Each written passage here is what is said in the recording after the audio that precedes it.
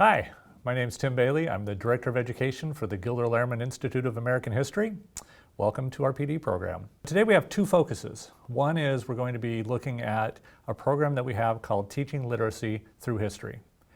And the second part of our program today is we're going to be looking at a lesson on the Boston Massacre and tying in what you've learned about the American Revolution into this Teaching Literacy Through History model.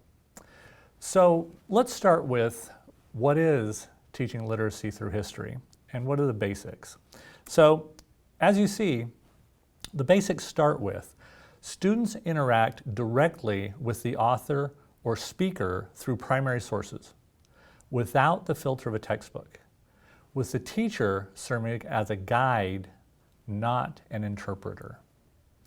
One of the issues with using a textbook or even having a teacher tell the students about history is that both the textbook and the teacher are secondary sources. They move one step away from the actual event or the actual speaker or writer of that primary source in history. The closer we can keep our students to that primary source, the closer we are to having them be able to interpret the actual event or the actual intention of the speaker. You'll see that there are a list of some of the elements that are built into this very iconic piece. Just for instance, just a few of them. For one thing, the dog, right? A lot of the people, every class that I've ever shown this in, one of the first things that they jump to is the dog. What is a dog doing standing in the middle of this picture, okay? And why isn't that dog running when guns are being fired, okay, first of all? But the dog is really significant, and it actually shows up, if you look at a lot of imagery from this period, the dog in British society, that has a very specific, iconic element to it, and that is of fidelity, loyalty, all right? And notice whose side the dog's on, right? The dog is standing with the Patriots. The dog is not standing over with the British, and that's significant. And if you were a colonist at this time and you were looking at this picture, that would stand out to you, and you would say, oh yeah, okay, I get it. I get where they're going with this.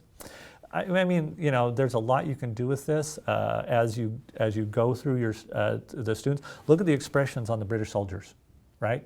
These are bad guys, right? Right. So you got that going on. Then look at the colonists. Ah, okay. So obviously, who's the aggressor here, right? The British, right? They're the ones with their bayonets and they're blasting these poor souls. One of the aspects of this particular print, I don't know if you can notice it, but if you look closely, one of the patriots is a man of color in this, and that's actually fairly rare with Gilder Lehrman's copy of this etching. Is that Crispus Attucks? You can see him clearly in this. The first man of color to die for the cause, right? He's right here.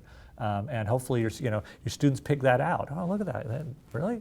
But look at the dress of these people. Now remember, who are the people that were revolting here? Dock workers, right? We're talking about working class people that were the ones that were upset, the ones that were actually having a problem. Look at these people. Nice coats, nice hats, frilly shirts, right? These don't look like dock workers. What's Revere trying to say here? These are the kinds of questions that you go through with your students. Notice these details and then compare them with the actual event. You get that? Well, they know Boston, right? They know where that is. Thy sons, the people there, guiltless, that gore, right? They know there's gore going on here. We're going to have them concentrate on those words that they do know from this. And the other thing is to describe what a key word is to your students. A key word is going to be a noun or a verb. Okay, it's going to be an action that's taking place or a thing, a person, a place, that they can visualize a noun. And you can also call something a word if it has an adverb with the verb. You can still call that a word or an adjective with the noun. So because something like civilized nation means something very different than just saying nation. I don't look at this as spending time, I look at it as investing time. Because the skill set that you're teaching your students of how to dig through these texts, of how to analyze, how to understand complex, intricate primary source text will pay dividends later.